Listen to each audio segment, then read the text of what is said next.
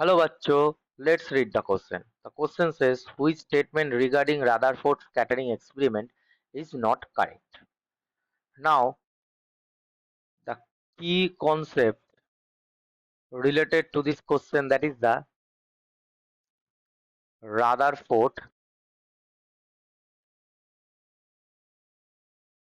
scattering experiment.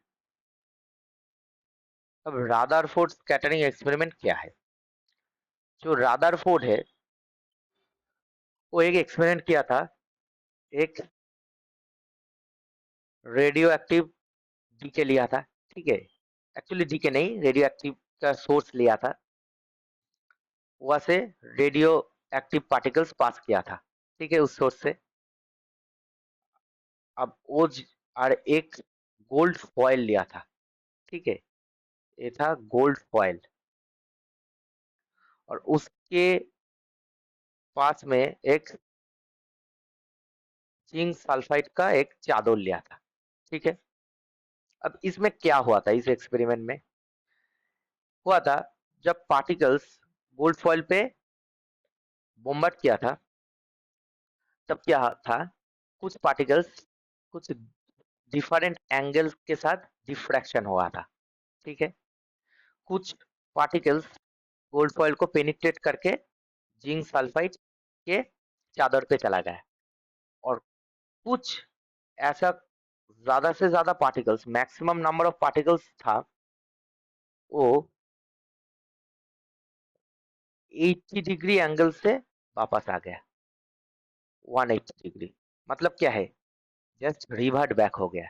ठीक है, अब इस एक्सपेरिमेंट से रादरफोर्ड को कंक्लूजन क्या मिल गया है? अब इसमें गया था अल्फा पार्टिकल, उन्होंने अल्फा पार्टिकल को छोड़ा था। अब अल्फा पार्टिकल क्या होता है? पॉजिटिवली चार्ज होता है। सो अगर 180 डिग्री से आ रहा है, मतलब एग्जैक्ट डिफ्रैक्शन हो रहा है, इसका मतलब क्या है, उसमें पॉजिटिव चार्ज है। पॉजिटिव चार्ज कोई तो रिपल्शन करेगा। जो रिपल्शन हो रहा था, इसका मतलब क्या है, पॉजिटिव चार्ज प्रेजेंट है गोल्ड फॉइल के अंदर। इसका मतलब जो न्यूक्लियस है वो पॉजिटिवली चार्ज होता है। इसको ही एक्सपेरिमेंट करने के लिए रादरफोर्ड ने एक्सपेरिमेंट किया था।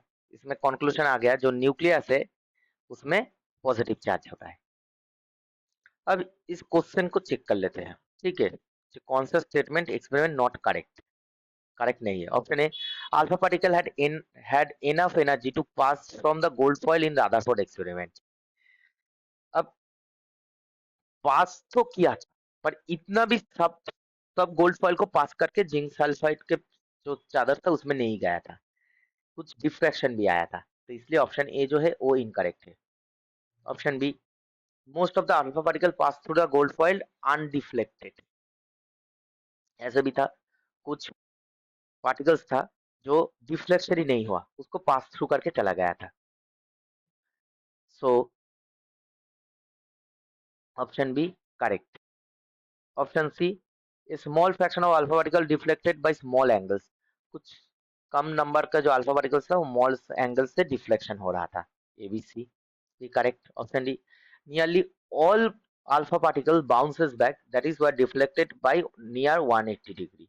अगर बाउंस बैक करेगा इसका मतलब 180 डिग्री एंगल से ही आएगा, और बहुत ज्यादा पार्टिकल्स था, ऑल पार्टिकल्स ही बाउंस बैक कर रहा था, और यही एक्सपेरिमेंट का कंक्लूजन था। ये बाउंस बैक कर रहा था, इसका मतलब पॉजिटिव चार्ज से ही रिपल्शन हो रहा था, इसका मतलब इसका जो कोर और न्यूक्लियस है उसमें पॉजिटिव चार्ज प्रेजेंट है। तो इस एक्सपेरिमेंट का कंक्लूजन यही था, तो इसका मतलब ऑप्शन डी भी करेक्ट है। सो हमारा जो ऑप्शन इनकरेक्ट है वो था alpha particle is had enough energy to pass from the gold foil in Rutherford experiment. अगर पास करके चला जाता तो कोई भी डिफ्लेक्शन नहीं आता, तो जो डिफ्लेक्शन आ रहा था इसका मतलब सब जो था अल्फा पार्टिकल पास करके नहीं गया था। तो इसलिए ऑप्शन ए जो है वो नॉट करेक्ट है, और हमारा आंसर जो है that is option A. I hope you will understand the solution very well. Best of luck.